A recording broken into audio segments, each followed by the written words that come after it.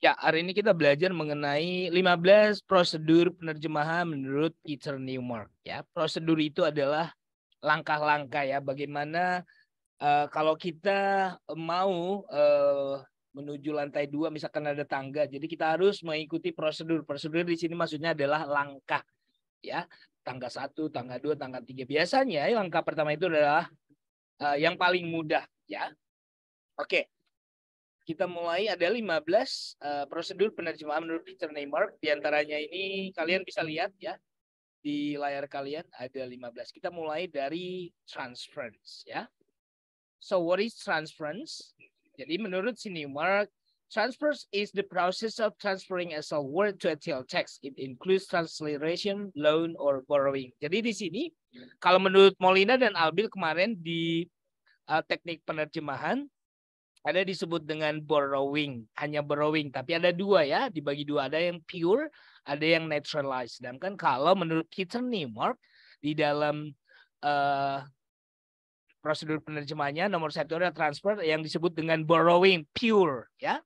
Sedangkan yang kedua nanti ada yang namanya naturalized. Jadi yang pertama namanya juga pure berarti tidak ada perubahan pronunciation atau pelafalan dan tidak ada perubahan huruf atau letters ya. Contohnya trident di dalam bahasa Inggris tetap diterjemahkan trident di dalam bahasa Indonesia. Contoh kedua lobby di dalam bahasa Inggris diterjemahkan lobby ke bahasa Spanyol. Sandwich dalam bahasa Inggris tetap diterjemahkan sandwich dalam bahasa Indonesia. Yang kedua ada disebut dengan naturalization. Naturalization itu adalah mengadaptasi kata dari bahasa sumber ya dengan menyesuaikan pelafalan di bahasa target ya, dan juga morfologinya. Kalau di Molina menyatakan ini tetap di kategori borrowing tetapi yang naturalized ya. Contohnya deserter di bahasa Inggris diterjemahkan desertir di bahasa Indonesia ya. Lihat perubahan bunyi dan juga perubahan hurufnya ya. Meeting di dalam bahasa Inggris, meeting di bahasa Spanyol ya. Group ya dengan bunyi vowel sounds ya, diphthong ini OU, sedangkan di bahasa Inggris hanya huruf U ya, bunyinya U ya. Group. Oke, itu disebut dengan itu bedanya naturalization dengan yang pertama transference. Oke, kita ke prosedur yang ketiga, cultural equivalent ya. Cultural equivalent itu artinya adalah menggantikan kata yang berhubungan dengan budaya dari bahasa sumber ke bahasa sasaran. Ya. Oke, mungkin penerjemahan disebut dengan tidak akurat. Kenapa? Karena kalian tahu, kita tahu setiap negara itu punya kebudayaan masing-masing. Tetapi ada sedikit kesamaan kalau dilihat dari tata cara pelaksanaan sebuah kegiatan atau dari bendanya ada sedikit persamaan ya, tapi tidak akurat banget karena tidak persis sama. Oke. Contohnya The Night's Watch, kalau di dalam kerajaan ada sebuah bukan sebuah ya, ada ya disebut di sini a military order to guard a building entered by enemies. Jadi biasanya di dalam kerajaan itu ada anggota-anggota keamanan disebut dengan militer yang mengamankan gedung tersebut ya agar tidak dimasuki oleh lawan atau musuh. Nah, kalau diterjemahkan ke bahasa Indonesia karena kita tidak menganut sistem kerajaan, diterjemahkanlah menjadi garda malam. Kalau kalian lihat garda malam itu adalah bodyguard. Kalau kita di sini bisa kita sebut dengan satpam ya, yang menjaga perumahan agar tidak dimasuki oleh pencuri atau tidak mengambil barang-barang yang dimiliki oleh orang-orang yang tinggal di perumahan tersebut. Jadi ada persamaan tapi ada perbedaan karena budayanya berbeda ya. Contoh kedua, Palais Bourbon di bahasa Prancis ini adalah nama gedung pemerintahan ya. Setiap negara punya gedung pemerintahan tapi mungkin bentuk gedungnya berbeda dan fungsinya juga agak berbeda ya. Oke. Jadi kalau di bahasa Prancis Palais Bourbon itu nama gedung parlemen, di bahasa Inggris juga ada gedung parlemen tapi gedungnya berbeda tapi namanya juga berbeda. tapi fungsinya ada kesamaan, sama-sama gedung pemerintahan ya. Diterjemahkan Westminster, kalau di bahasa Italia Montecitorio. Kalau kita di negara Indonesia, kita mengenal ada gedung MPR atau DPR ya. Oke, itu contoh untuk cultural equivalent. Kita masuk ke nomor 4, prosedur keempat, functional equivalent. Yang disebut dengan function berarti ada sebuah benda dan fungsinya untuk apa sih digunakan ya. Nah, jadi di sini masih berhubungan dengan kata budaya, tetapi kita menjelaskan dengan fungsi benda tersebut ya, fungsi dari benda tersebut. Oke. Atau ada aktivitas apa ya yang dilakukan dengan menggunakan benda tersebut. Contohnya di sini ada pickpocket dalam bahasa Inggris. Kalau pekerjaan pickpocket itu berarti mencuri barang-barang dari kantong ya. Kalau diterjemahkan secara literal kan itu kan memungut kantong. Tapi bukan itu terjemahannya. Kalau kita lihat dari kebudayaannya atau kegiatannya, karena orang-orang yang mengambil barang dari saku orang lain atau dari tas milik orang lain itu disebut dengan tukang copet. Nah, di bahasa Indonesia mengenal bukan pekerjaan ya, tapi aktivitas pengambilan barang orang lain disebut dengan tukang copet ya, orangnya. Baccalaureate ini dari bahasa Prancis diterjemahkan ke bahasa Inggris baccalaureate ya, naturalized ya. Tapi diterjemahkan juga sesuai dengan fungsinya di bahasa Indonesia karena ini adalah scholar degree, academic degree, diterjemahkan ahli media ya. Sama-sama dia academic degree, tapi dia sedikit berbeda ya karena pendidikannya juga berbeda. Oke. Nah, itu disebut dengan functional equivalent ya. Nah, ada juga disebut dengan ini kok nggak jalan ya. Wait a minute. Ya, descriptive equivalent. Kalau tadi functional equivalent ada sebuah benda, fungsinya untuk apa sih? Nah, kalau ini descriptive. What is it? Apa? Berbentuk apa barang tersebut? Nah, jadi itu bedanya descriptive dengan functional. Kalau descriptive equivalent dari contoh di sini, kita bisa melihat berarti satu kata bisa diterjemahkan menjadi satu kalimat. Kalimat lengkap atau frasa atau kalimat. Berarti lebih besar, lebih banyak dia terjemahannya. Makanya disebut di sini, a salty word is explained in several words. Ya, satu kata dari bahasa sumber diterjemahkan ke beberapa kata di bahasa sasaran. Contohnya samurai in Japan, ya dalam bahasa Jepang itu diterjemahkan ke bahasa Inggris menjadi kalimat lengkap ya. The Japanese aristocracy from the elephant. Nah, sampai titik. Destroyer dalam bahasa Inggris diterjemahkan ke bahasa Indonesia menjadi kuda perang destroyer. Jadi descriptive equivalent itu menjelaskan apa sih ya, seperti apa sih benda tersebut, dan yang kedua terjemahannya pasti lebih panjang ya. Oke, nomor ke-6, prosedur ke-6 menurut Peter Neymark disebut dengan componential analysis.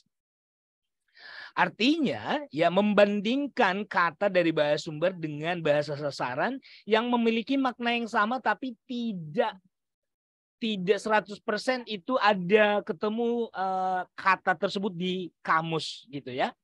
Disebut di sini but it is not obvious one-to-one equivalent. Ya. Nah, contoh di sini kita bisa melihat seperti ini. Kita melihat dulu secara general kata tersebut digunakan untuk apa, baru kita bisa nanti menerjemahkannya ke bahasa itu dulu, baru kita bisa menerjemahkan ke bahasa sasaran, bahasa sumber, bahasa sasaran maksud saya. Contohnya good looking, kalau kita terjemahkan penampakan yang baik atau looking itu kita tersebut penampakan atau raut ya, raut wajah. Raut wajah yang bagus itu kalau terjemahkan tidak natural. Nah, kita lihat dulu good looking ini digunakan untuk apa sih? Ya. First direct comment itu secara umum ya. Secara general ini digunakan untuk apa sih kata good looking ini? Nah, ini berarti digunakan biasanya untuk appearance, khususnya untuk wajah. Nah, karena good looking itu untuk laki-laki kita sebut dengan handsome, kalau untuk perempuan beautiful. Nah, setelah kita menemukan tadi handsome dan beautiful, baru kita terjemahkan. Karena untuk good looking misalkan ditujukan untuk perempuan kita sebutlah cantik. Tapi kalau untuk good looking ditujukan untuk pria, kita sebut tampan. Nah, seperti itu ya. Jadi componential analysis. Jadi kita analisis dulu nih, ya, pembentuk frasa ini ada dua kata, good dan looking. Biasanya untuk apa sih digunakan? Nah, itu yang disebut dengan componential analysis. Nah, selanjutnya nomor 7 sinonim. Teman-teman, misalkan kalau kita mengetik kata contohnya belajar. Di dalam bahasa Inggris kan sinonim kata belajar itu banyak. Ada study, ada discuss, ada learn. Nah, jadi kita bingung nih. Kadang-kadang kita pilih kata apa ya. Nah, kita lihat dulu kata tersebut konteksnya dalam bidang apa. Nah, baru kita bisa memilih study kah, learn kah, discuss kah. Gitu ya. Nah, contohnya di sini ya. Person gentil, ya. Persone gentile ini bahasa Prancis, ya. Kalau kita lihat gentil ini, gentil ini, kalau kata yang muncul pertama itu gentle ya adik-adik. Tapi ada kata yang lain sinonim atau maknanya sama, ada good, pretty, kind. Nah, karena di sini kata gentil ini dihubungkan dengan kata person ya, orang. Nah, kita memilih bukan gentle tetapi kind. Ya, sinonim kind. Ya, bukan karena berhubungan dengan sifat seseorang. Makanya kita terjemahkan ke bahasa Inggris menjadi kind person, bukan gentle person. Begitu juga dengan ini, pikong, ya. Kata pikong ini kalau kita lihat makna dasarnya ini adalah spicy, adik-adik, ya. Tapi di sini karena berhubungan dengan pikong, ya. Ini kalau diterjemahkan bukan lagi spicy story, tapi racy story. Ya, karena ini ini adalah story. Ya, jadi bukan spicy story tapi racy story. Karena sinonim dari kata pikong itu banyak, ada improper, indecent, spicy, outrageous, embarrassing, racy. Ya. Jadi kalian sudah paham apa yang dimaksud dengan prosedur penerjemahan sinonim.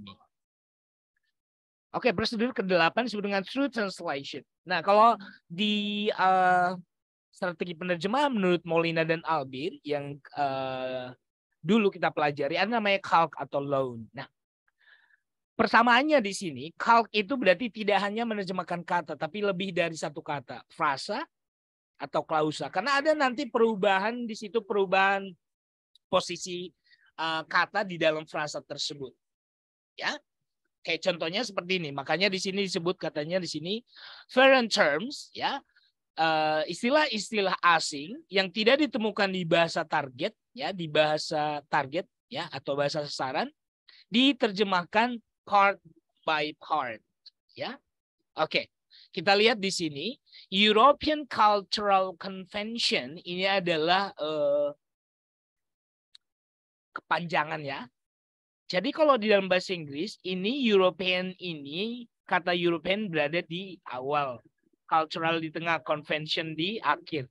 Coba kita lihat perubahannya, perubahan posisinya di dalam bahasa Fransai, bahasa Prancis.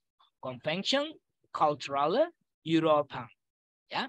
Oke, jadi di sini kita lihat ada perubahan posisi kata. Makanya bukan hanya kata yang diterjemahkan tapi frasa atau klausa. Pokoknya lebih dari satu kata. Karena kita akan bisa melihat selain di sini kita meminjam kata tersebut, ya. Kalau tadi kan ada namanya transference dan naturalize. Selain ada transfer dan naturalize, di sini juga ada perubahan posisi dari kata di dalam frasa tersebut. Itu disebut dengan true translation atau calque translation. Alright, kita ke nomor 9, shift translation. Ya, ini gampang banget dimengerti. Namanya juga shift berarti level atau kelas kata. Selain kelas kata ada di sini perubahan di sintaktisnya. Misalkan kata menjadi klausa atau klausa menjadi frasa atau frasa menjadi kalimat. Atau kata kerja menjadi kata sifat menjadi kata kerja, atau kata keterangan menjadi kata benda. Nah, jadi itu yang disebut dengan shift atau transposition. Oke. Kita lanjut. Nomor 10 modulation. Mode, ya, mengubah sudut pandang. Oke, kalau di dalam kalimat sudut pandang itu kita bisa melihatnya dari noun yang digunakan, apakah si subjeknya ataukah si objeknya. Kalau di dalam kalimat aktif berarti fokus kita adalah subjeknya. Sedangkan kalau di kalimat pasif fokus kita itu adalah yang tadinya di kalimat aktif dia menjadi objek, posisinya sekarang di kalimat pasif dia kan menjadi subjek, ya. Nah, perubahan sudut pandang, modulation. Jadi ada perubahan sudut pandang di situ. Contohnya dari kalimat aktif kita terjemahkan menjadi kalimat pasif, ya. Oke, the dog bites the cat. Ini kan kalimat aktif ya. Anjing itu menggigit kucing tersebut. Tapi diterjemahkan kucing itu digigit seekor anjing. Jadi menggigit menjadi digigit. Jadi ada perubahan sudut pandang di sini. Kalau di sini kita fokusnya adalah the dog. Kalau di bahasa Indonesia, di bahasa sastra kita fokusnya si kucingnya. Oke. Kita lanjut. Nomor 11, prosedur 11 disebut dengan recognized translation. Nah, disebut dengan recognized translation karena istilah-istilah ini atau disebut dengan institutional term, ya, istilah-istilah yang berhubungan dengan institutional atau legal lah kita sebutkan ya. Ini secara umum di setiap negara ini sudah dikenal oleh di satu negara general secara umum in general orang-orang di negara tersebut sudah mengetahui makna kata tersebut. Contohnya seperti ini, kalau kita bilang hukum perdata, hukum pidana, ya itu dari dulu sampai sekarang itu menjadi pasangannya ya, hukum perdana, hukum perdata, ya, pasal-pasal. Nah, jadi ini erat hubungannya dengan legal terms ya. Kalau kalian nanti akan tertarik dengan dunia penerjemahan dan akan menjadi penerjemah tersumpah, biasanya kalian akan melihat bahwasanya oh gampang ternyata menerjemahkan legal terms ya, karena dari dulu sampai sekarang terjemahannya itu aja, tidak ada berubah, tidak ada perubahan konteks dan segala macam. Nah, makanya disebutkan recognize, sudah dikenal ya. Contohnya yang tadi saya bilang civil law diterjemahkan hukum perdata. Tidak ada pilihan terjemahan yang lain. Karena memang dari dulu sampai sekarang semenjak ada hukum, undang-undang, civil law itu memang sudah diterjemahkan menjadi hukum perdata.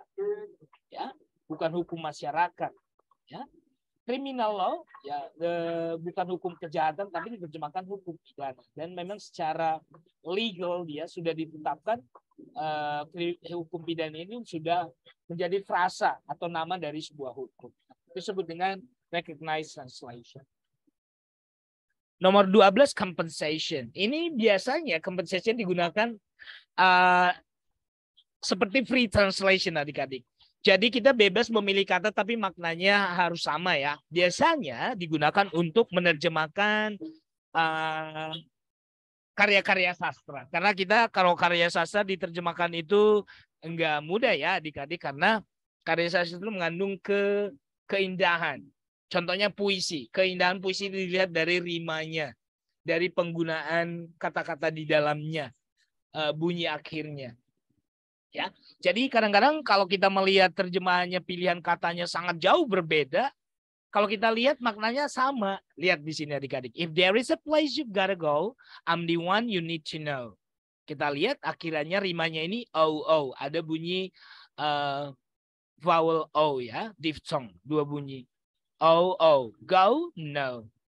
Nah, kalau kita terjemahkan secara literal, jika ada sebuah tempat yang ingin kamu pergi, saya adalah orang yang perlu kamu kenal, ya, pergi kenal, ya, nggak enak, nggak natural, nggak indah di dalam bahasa puisi. Coba kita terjemahkan, jika kau mencari tempat, ya, akulah orang yang tepat, gitu ya. Jadi keindahan bunyinya dapat, ya. Oke, itu disebut dengan compensation. Yang ke-13 paraphrase. Kalau kamu mendengar kata paraphrase disuruh dosennya biasanya meringkas. Biasanya meringkas itu bukan hanya ambil bagian-bagian tertentu, tapi kita membuat menjelaskan dengan menggunakan kata-kata sendiri. Yang tadinya satu paragraf bisa menjadi satu kalimat saja gitu. Berarti kita menggunakan kata-kata sendiri. Nah, jadi paraphrase juga seperti itu ya. Oke. The definition of paraphrase is to express the meaning using different words to achieve greater clarity. Dan ini biasanya paraphrase digunakan ketika kalimatnya masih, ini kayaknya kalau saya terjemahkan seperti ini masih kurang jelas deh untuk para pembaca. Berarti kamu memutar otak untuk membuat pembaca kamu lebih memahami teks tersebut. Dengan cara apa? Mungkin dengan menambahkan tadi deskripsinya, dengan menambahkan juga dengan functional equivalent-nya gitu ya. Nah, itu dengan paraphrase. Contohnya Golden Gate ya. Terjemahan dari Golden Gate, tetap kita pinjam Golden Gate, tapi kita jelaskan juga Golden Gate adalah selat yang menghubungkan Teluk San Francisco, Samudra Pasifik, dan lebih panjang. Ya, contoh yang kedua si Pitung. Si Pitung was a brave man from the Taiwanese, born in North Jakarta. Nah, gitu ya. Jadi paraphrase itu menggunakan kata-kata sendiri. Kenapa? Kalau kita menerjemahkan hanya si Pitung, kalau terjemahan di bahasa Inggris kita terjemahkan si Pitung juga, orang-orang Eropa sana yang menggunakan bahasa Inggris ya tidak paham si Pitung itu apa gitu ya. Sama juga dengan Golden Gate dalam bahasa Inggris, tidak semua orang Indonesia atau yang berpendidikan sekalipun belum tentu Golden Gate itu apa sih. Nah, agar membuat pembaca lebih memahami ya, frasa Golden Gate ini dijelaskan di sini. Paraphrase kita jelaskan pakai kata-kata sendiri ya. Oke. Nomor 14, prosedur 4 couplets. Couplets di sini artinya mengkombinasi. Kita menggunakan 2 atau 3 atau lebih ya, prosedurnya kita combine, kita mix ya. Contohnya yang pertama, trout dalam bahasa Inggris diterjemahkan menjadi ikan trout. Ya, ada penambahan ikan di sini ya. Biar lebih. Ya, jadi kenapa disebut couplets? Karena selain kita meminjam yang tadi transference, meminjam secara langsung kata trout, kita juga ada penambahan nih ikan di sini, ada description-nya, gitu ya. Jadi ada 2 yang kita gunakan. Yang contoh kedua, at handly transference transposition diterjemahkan. Nah, jadi kita menggunakan 2 di sini, 2 prosedur. Ada yang transference ya, meminjam langsung, ada yang menjelaskan transcription ya. Dans le bas handly ya. Bar adalah handly, kita transfer, kita pinjam secara langsung ya. Bar adalah transcription ya. Menjelaskan apa sih handly ini? Oh, handly adalah nama sebuah bar ya. Seperti itu namanya couplets. Bisa 2 atau 3 atau lebih prosedur yang kita gunakan. Yang terakhir adik-adik disebut dengan notes. Apa bedanya notes dengan description? Sama-sama menjelaskan, tetapi adik-adik, notes itu tidak kalau kita menuliskan di dalam page-nya, in the page. Nah, kalau notes ini biasanya di footnote-nya. Nah, itu bedanya. Kalau tadi description langsung kita jelaskan, tadi samurai was ini di dalam paragraf itu kita jelaskan. Tetapi kalau notes kita pinjam misalkan kata doublet nih. Tapi di sini biasanya kita pakai asterisk. Nah, doublet ini kita jelaskan nanti di footnote di halaman itu. Jadi orang sudah paham, oh ini pasti ada penjelasannya dengan tanda asterisk ini. Nah, yang di footnote inilah yang disebut dengan notes, catatan. Oke adik-adik, that's all from me. Mudah-mudahan kalian sudah paham. Thank you so much. Silakan dibuka kameranya. Di sini ada U5. Ada, Sir. Ya. U5 coba dicek siapa yang tidak masuk hari ini. I'm very sorry, nilainya belum saya input ya adik-adik karena adik kelas kamu masih bermasalah nilainya. Kemarin masih banyak yang tidak ujian, jadi saya kasih tugas tambahan untuk mereka. Mereka lupa katanya jadwal ujian.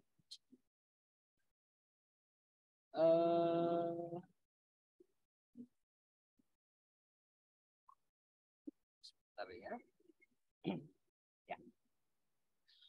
Ya, sambil dicek ya U5 dan teman-teman yang lain coba dicek temannya sendiri siapa yang tidak hadir ya. Saya ambil foto tangkapan layar di layar pertama ya. There are 2 layers here. Okay, saya nggak tahu whether you are in layer 1 or layer 2. 1, 2, 3. Oh. Wait a minute, please. Itu hanya ada simbol tangan, hanya ada tangan, gak ada wajah. Siapa itu? Mister, saya boleh nanya nggak? Sebentar dong. Wait a minute. Oke, Ya. Layer 2. Ya, 1, 2, 3. Go. Ya, silakan.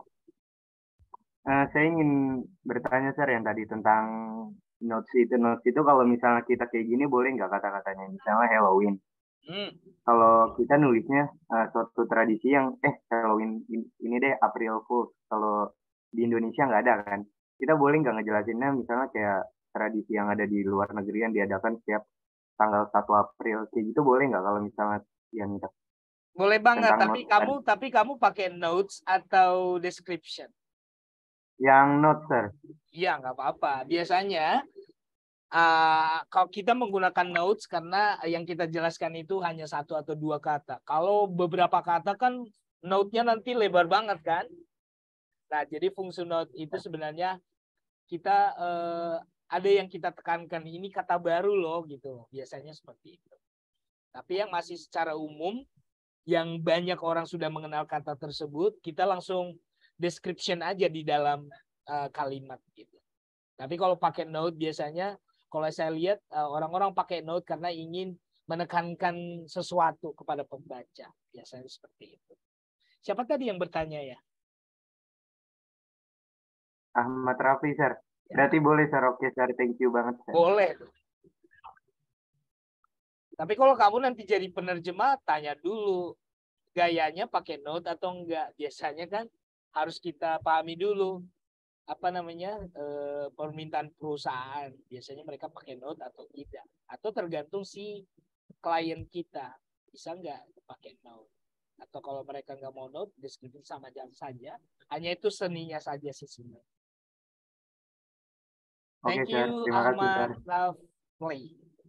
U5 sudah cek? Sudah gini saja, saya screenshot nama-namanya saja ya. Nanti saya akan cek sendiri ya. Saya screenshot nama-namanya saja ya.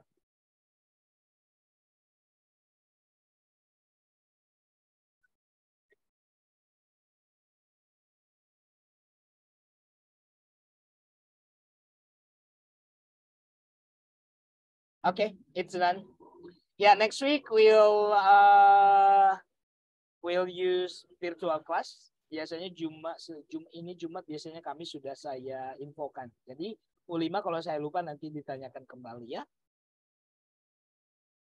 Thank you so much, ladies and gentlemen. I'll see you next week by offline. Yeah, offline means that we use virtual class, not online, not face to face. You can leave my class now. Have a nice day, all. Bye. Thank you, sir. Thank you, sir. Thank you, sir. Have a nice day too. Thank you, sir. You can leave my class now.